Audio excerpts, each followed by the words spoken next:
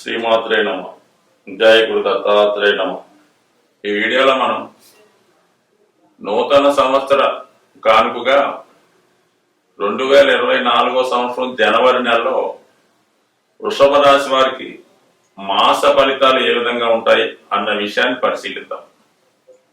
వృషభ రాశి వారికి సహజంగా అది వృషభం అంటే సహజ రాశి చక్రంలో అది ధనరాశి, కుటుంబ రాశి. అందువలన ఈ రాశిలో జన్మించిన వారికి కుటుంబ బాధ్యతలు ఎక్కువగా ఉండడం జరుగుతుంది. ప్రతి విషయానికి కూడా ధనం, కుటుంబం అడ్డు రావడం జరుగుతుంటుంది.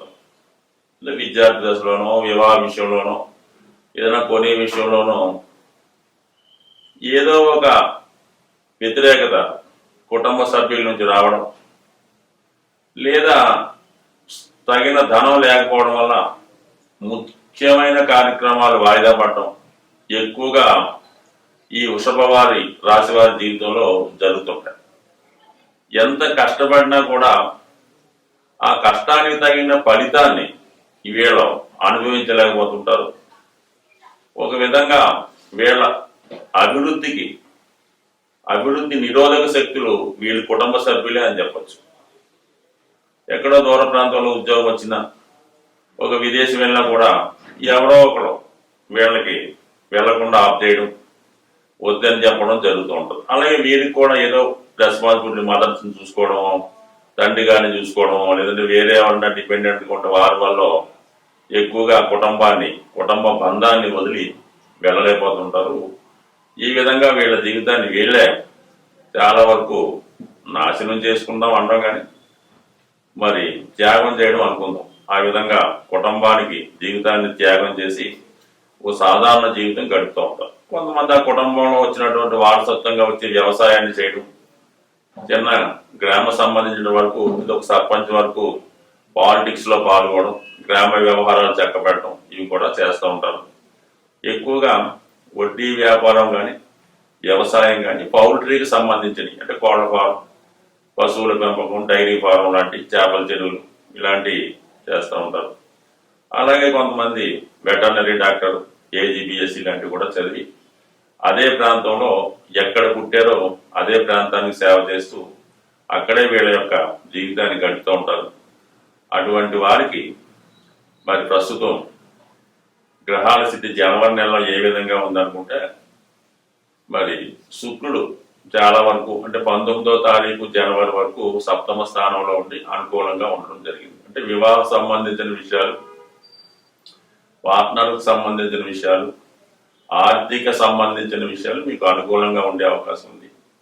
కొద్దిపాటి సౌకర్యాలు కలగడం, ఫ్రెండ్స్తో విహారయాత్రలు కానీ, విందు వినోదాలు కానీ ఏర్పరచుకోవడం, మరి కొన్ని సందర్భాల్లో దగ్గర బంధువులతో ఉన్నటువంటి విరోధాలు సమసిపోయి తిరిగి మళ్ళా అంటే భార్యాభర్తల మధ్య అవ్వచ్చు, స్త్రీలతో ఉన్న విభేదాలు, ముఖ్యంగా స్త్రీలతో ఉన్న విభేదాలు సమసిపోయి మళ్ళా కొత్తగా వాడితో పాతగా అంటే వైవాహిక బంధం కానీ, అఫేర్ కానీ, ఫ్రెండ్షిప్ కానీ గడిపే అవకాశం ఉంటుంది.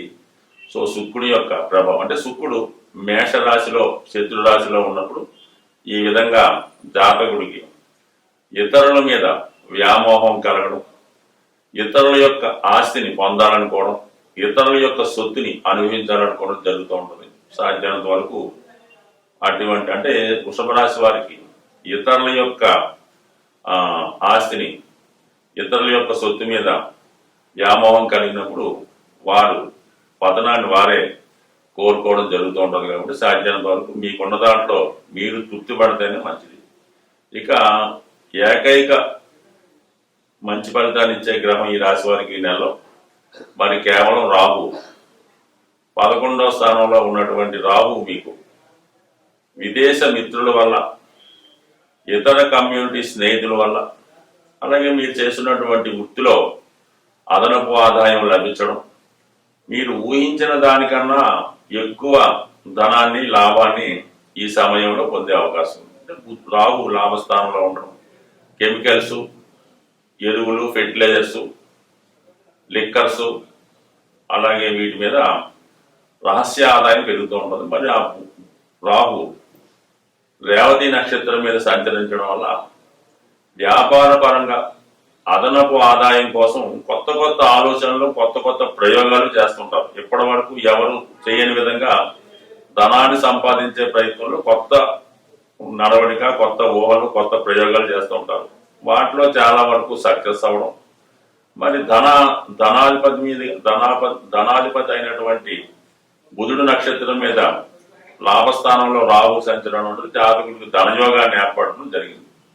సో అయితే 12వ స్థానంలో సంచరిస్తున్నటువంటి గురువు మరి ఇన్వెస్ట్మెంట్ అంటే గురువు దేనికి కారకుడు అవుతుంటాడు? సంతానానికి, అంటే పిల్లల యొక్క చదువు కొరకు, అలా ఏదైనా గృహ నిర్మాణానికో, పిల్లల యొక్క పెళ్లికో, శుభకార్యాలకో, లేదంటే సామూహికంగా ఏదైనా మంచి కార్యక్రమం అంటే దేవాలయాలు లాంటివి నిర్మించడం, ఏదైనా పుణ్య కార్యక్రమాలు ఇతరులకి గుప్తంగా రహస్యంగా దానం చేయడం, అంటే మీ యొక్క పేరు ప్రతిష్టల కోసం 10 మందికి తెలిసే విధంగా ధనాన్ని మంచి కార్యక్రమాలకి సద్వినియోగం చేస్తూ ఉంటాం. మొత్తం ఇది అనుకూలంగా ఉంది.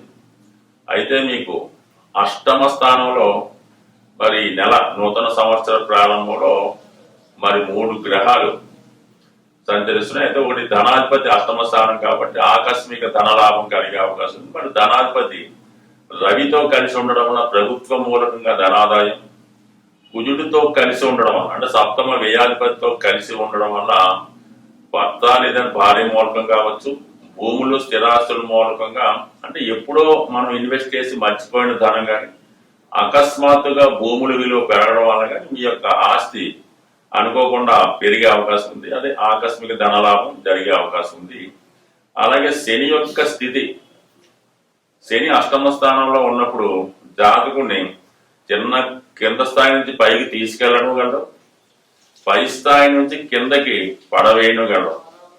అయితే ఇప్పుడు శని 6వ భావానికి, 8వ భావానికి, 12వ భావానికి కూడా కారణమవుతుంటాడు. అంటే ఒక అష్టమాధిపతి దశమంలో ఉంటే ఎటువంటి ఫలితం ఇస్తాడో అటువంటి ఫలితం. కాబట్టి వృత్తిలో ఊహించని మార్పులు, సడన్ చేంజెస్ వచ్చే అవకాశం ఉంది. కాబట్టి వృత్తి సంబంధించిన విషయాల్లో చాలా అప్రమత్తంగా వ్యవహరించడం అన్నది మరి ఈ నెలలో చాలా జాగ్రత్తగా వ్యవహరించడం ఇంపార్టెంట్ అయినటువంటి విషయం.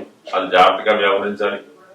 అలాగే పంచమంలో కేతువు, అంటే 5వ స్థానంలో ఏ కేతు ఉన్నా 10వ భావం మీద తన ప్రభావాన్ని చూపిస్తుంటాడు. అంటే దశమానికి అష్టమం కాబట్టి కంప్లీట్ గా మరి ఈ 2 పాపగ్రహాలు శనికేతువులు ఈ కనెక్షన్ షష్టాష్టకాల రూపంలో ఏర్పడడం వల్ల వృత్తిపరమైన చేంజెస్ సడన్ గా వచ్చే అవకాశం ఉంది. అది ఇమీడియట్ గా కాకపోయినా రాబోయే సంవత్సరన్నర కాలంలో ఎనీ టైం ఈ జాతకుడు ప్రొఫెషన్ చేంజ్ అయ్యే, వృత్తి మారే అవకాశం ఉంది. కాబట్టి ఆ విషయంలో ఒక జాగ్రత్తగా ఉండడం మంచిది. 99% జోదం, share market, easy money, online games లాంటి జోలికి వెళ్లకున్నంత వరకు జాతకుడికి, అలాగే అక్రమ ఆర్జనకు కానీ అక్రమ సంపాదనకు కానీ అలవాటు పడకుండా, దాని మీద దృష్టి పెట్టకుండా ఉంటే కంప్లీట్ గా జాతకుడు సుఖవంతమైనటువంటి సౌకర్యవంతమైనటువంటి జీవితాన్ని గడుపుతూ మంచి కార్యక్రమాలకి ధనాన్ని వెచ్చించే అవకాశం ఉంటుంది. స్వస్తి.